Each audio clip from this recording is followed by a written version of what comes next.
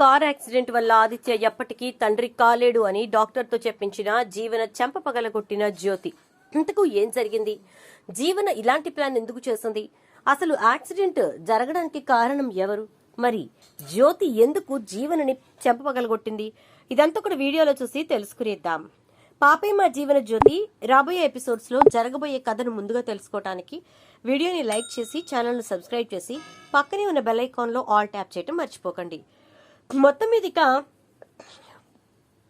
ఇటు నుంచి ఆనందిని ఇంకా ఆదిత్యను హనీమూన్ కి పంపడానికి జ్యోతి చేసిన ఏర్పాట్లు ఎలా అయినా ఆపాలి అనుకుంటుంది ఈ జీవన. అయితే ఈలోపు అలేఖ్య ఫోన్ చేసి రమ్మనడంతో అలేఖ్యని కలుస్తుంది. అలా కలిసినటువంటి జీవన అలేఖ్య ద్వారా ఒక విషయం తెలుసుకుంటుంది. అదేంటి అంటే అలేఖ్య కావాలనే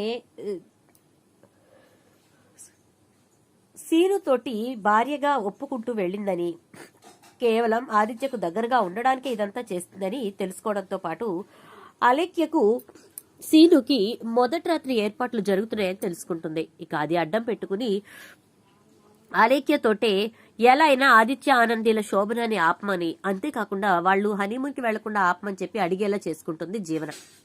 అలా చేసుకుని ఏం చేయాలో నాకు తెలుసు, నేను చేస్తానులే, నువ్వైతే నాకు తోడుగా ఉండు అని చెప్పేసి అంటుంది. అయినా ఇప్పుడు నువ్వు సీను భార్యగా ఉన్నదానివి, రేపు జీవన ఆనంది ఆదిత్య జీవితం నుంచి వెళ్ళిపోతే ఎలా నువ్వు తన జీవితంలోకి వస్తావంటే అప్పుడు ఆదిత్య నన్నే పెళ్లి చేసుకునేలా నేను చేసుకుంటాను.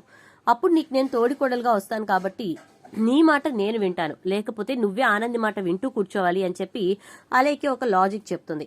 నా మనసులో ఉన్నదే నువ్వు చెప్పావు అనుకుంటూ ఇక అక్కడి నుంచి బయలుదేరినటువంటి జీవన డైరెక్ట్ గా ఒక మెకానిక్ కి కాల్ చేసి ఆ మెకానిక్ ని ఇంటి దగ్గరకు వచ్చి కార్ బ్రేక్స్ తీసేయమని చెప్తుంది. దాంతో అతను తర్వాత రోజు ఉదయాన్నే ఆ రోజు సాయంత్రమే ఆనంది వాళ్ళు బయలుదేరడానికి ముందు వచ్చి కార్ బ్రేక్స్ తీసేస్తాడు. ఇక ఆనంది వాళ్ళు ఎయిర్పోర్ట్ కి బయలుదేరుతూ ఉండగా ఆనంది అయితే మా తమ్ముడు వస్తున్నాడు, నేను టైంకి ఉండకుండా పోతున్నాను, ఏందో మనసంతా ఏదోలా ఉంది ఆదిత్య గారు అని చెప్పని అంటుంది.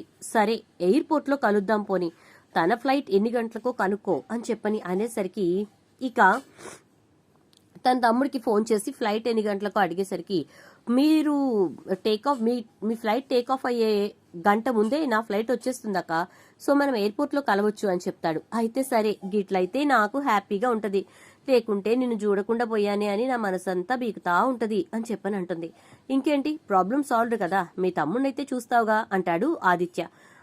చూస్తాను ఆదిత్య గారు అని చెప్పేసి చెప్తుంది. ఇంకిద్దరు కలిసి బయలుదేరిపోతారు.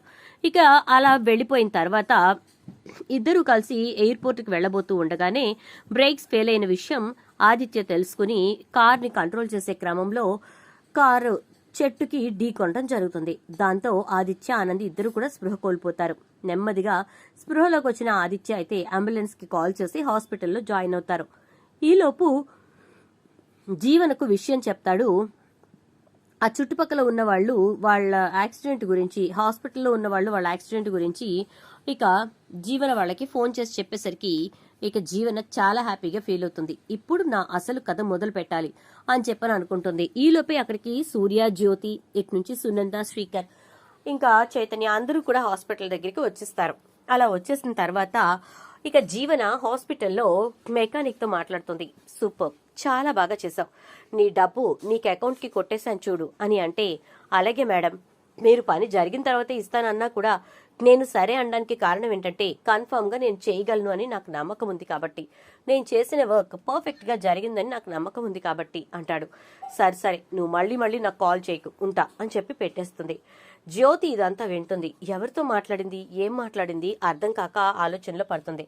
కానీ జీవనకు కనిపించకుండా నిలబడుతుంది జ్యోతి. ఈలోపు అటుగా ఒక డాక్టర్ వెళ్తుంటే, సార్ అక్కడ ఇద్దరు యాక్సిడెంట్ అయి ఉన్నారు కదా, వైఫ్ అండ్ హస్బెండ్, వాళ్ళ కేసు డీల్ చేస్తున్న డాక్టర్ ఎవరు అనగానే, అదిగోండి వస్తున్నారు కదా, ఆయనే ఆనందం, ఆయన చాలా డబ్బు మనిషి అండి, పీకు తింటూ ఉంటాడు, కాస్త అడిగినా కన్సెషన్ అయితే ఇవ్వడు అనగానే, నేను అడుగుతోంది కన్సెషన్ కోసం కాదులే అని చెప్పేసి ఇక ఆనందం వచ్చే వరకు నిలబడుతుంది. వచ్చిన తర్వాత డాక్టర్ ఆనందం గారు అంటే, ఎస్ ఏంటో చెప్పండి అని చెప్పని అంటాడు.